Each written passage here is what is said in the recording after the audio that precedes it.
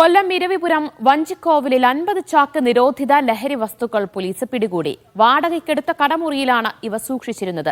പ്രതിയായ വഞ്ചിക്കോവിൽ സ്വദേശി ദീപു ഒളിവിലാണെന്ന് പോലീസ് അറിയിച്ചു. ലിജോ റോളൻസ് വിവരങ്ങൾ നൽകും. ലിജോ, ഏതൊക്കെ ലഹരി വസ്തുക്കളാണ് പിടികൂടിയത്? പ്രതിക്കായുള്ള തെരച്ചിൽ എങ്ങനെ നടക്കുന്നു?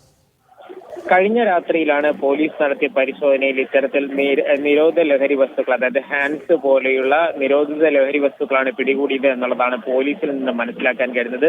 50 ചാക്ക് നിരോധിത വസ്തുക്കളായിരുന്നു ഉണ്ടായിരുന്നത്. പോലീസിന് കുറച്ചു ദിവസമായി വിവരം കിട്ടിയതിന്റെ രഹസ്യ വിവരം ലഭിച്ചതിന്റെ അടിസ്ഥാനത്തിൽ ഈ സ്ഥാപനവും ഒപ്പം ഈ സ്ഥാപനം നടത്തുന്നയാൾ നിരീക്ഷണത്തിലായിരുന്നു. ഈ വഞ്ചിക്കോവിൽ പ്രവർത്തിക്കുന്ന ഈ കൈരളി കടയുടെ ഗോഡൌണിലായിരുന്നു ഇവ സൂക്ഷിച്ചിരുന്നത്. പോലീസ് എത്തി അവിടെ പരിശോധന നടത്തുന്ന സമയത്ത് തന്നെ ആ കട നടത്തിക്കൊണ്ടിരുന്ന വഞ്ചിക്കോവിൽ സ്വദേശിയായിട്ടുള്ള ദീപു അവിടെ നിന്നും രക്ഷപ്പെട്ടു എന്നുള്ളതാണ് മനസ്സിലാക്കാനായിട്ട് കഴിയുന്നത്. അയാളെ കണ്ടെത്താനായിട്ട് കഴിഞ്ഞിട്ടില്ല ഇതുവരെയും.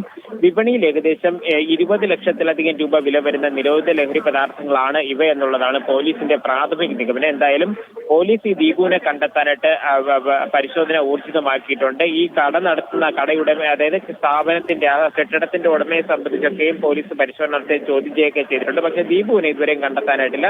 കൂടുതൽ ഊർജിതമായി പരിശോധന നടത്തുമെന്ന് ഇരവിപുരം പോലീസ് അറിയിച്ചിട്ടുണ്ട്. ദിവ്യ, സംസ്ഥാനത്ത് ലഹരി വേട്ട തുടരുകയാണ്. കൊല്ലം ഇരവിപുരത്ത് നിന്ന് 50 ചാക്ക് നിരോധിത ലഹരി വസ്തുക്കളാണ് പിടികൂടിയത്. ലിജോ റോളൻസ് ആണ് വിശദാംശങ്ങൾ നൽകിയത്.